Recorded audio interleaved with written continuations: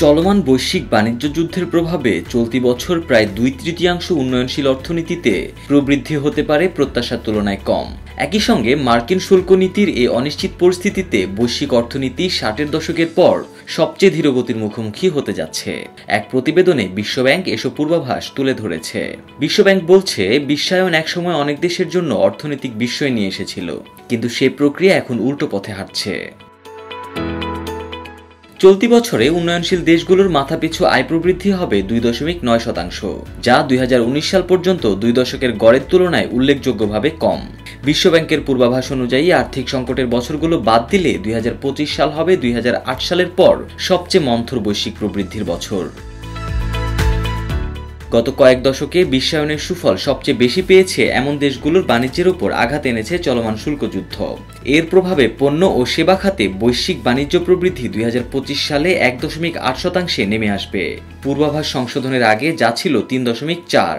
বৈশ্বিক অর্থনীতিতে প্রবৃদ্ধি পূর্বাভাসও কমিয়ে এনেছে বিশ্বব্যাংক। 2025 সালে বৈশ্বিক প্রবৃদ্ধি হবে 2.3%, যা জানুয়ারির পূর্বাভাসের তুলনায় 0.4% কম। বিশ্বব্যাংক এর আগের পূর্বাভাসটি করেছিল গত জানুয়ারিতে। ডোনাল্ড ট্রাম্প তখনও দায়িত্ব নেননি। এখন পরিবর্তিত পরিস্থিতিতে জাপান, ইউরোপ ও যুক্তরাষ্ট্র সহ উন্নত অনেক দেশের প্রবৃদ্ধির পূর্বাভাস কমিয়ে ধরা হয়েছে।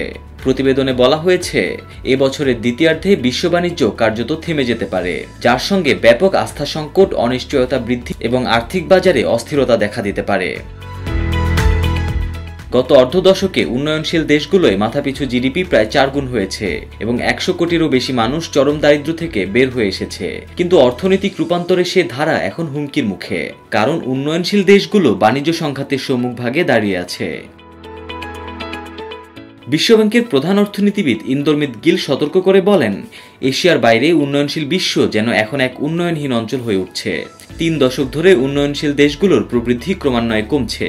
উন্নয়নশীল দেশের অর্থনীতিতে গুরুত্বপূর্ণ ভূমিকা রাখে প্রত্যক্ষ বিদেশি বিনিয়োগ বা এফডিআই, যা কিনা 2008 সালের শীর্ষ পর্যায়ের তুলনায় অর্ধেকে নেমে এসেছে।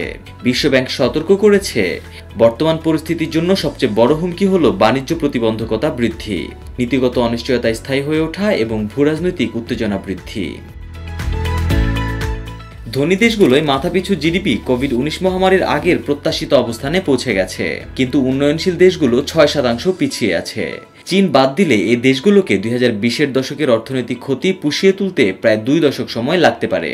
উন্নয়নশীল দেশের সামনে বিভিন্ন ধরনের চ্যালেঞ্জ রয়েছে, যেমন স্থিতিশীল ও স্বচ্ছ বৈশ্বিক বাণিজ্য পরিবেশ পুনঃপ্রতিষ্ঠা এবং সংঘাত, ঋণের বোঝা ও জলবায়ু পরিবর্তনের সঙ্গে লড়াই। এক্ষেত্রে ঝুঁকিপূর্ণ দেশগুলোর জন্য সহায়তা প্রয়োজন বলে প্রতিবেদনে উল্লেখ করেছে বিশ্বব্যাংক।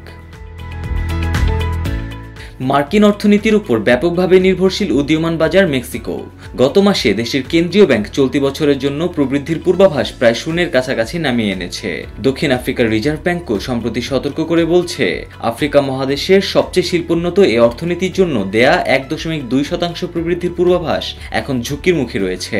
বছরের শুরুতে অনেক বিনিয়োগকারী ধারণা করেছিলেন মার্কিন শুল্কের কারণে উদীয়মান এশীয় অর্থনীতিগুলো বড় ধাক্কা খাবে, কিন্তু বাস্তবে এই অঞ্চলের মুদ্রার মান ঊর্ধ্বমুখী হয়েছে। এসব দেশ গত কয়েক বছর মার্কিন শেয়ার ও বন্ডে ব্যাপকভাবে বিনিয়োগ করেছিল, কিন্তু এখন তারা ডলার ভিত্তিক সম্পদ থেকে মুখ ফিরিয়ে নিচ্ছে।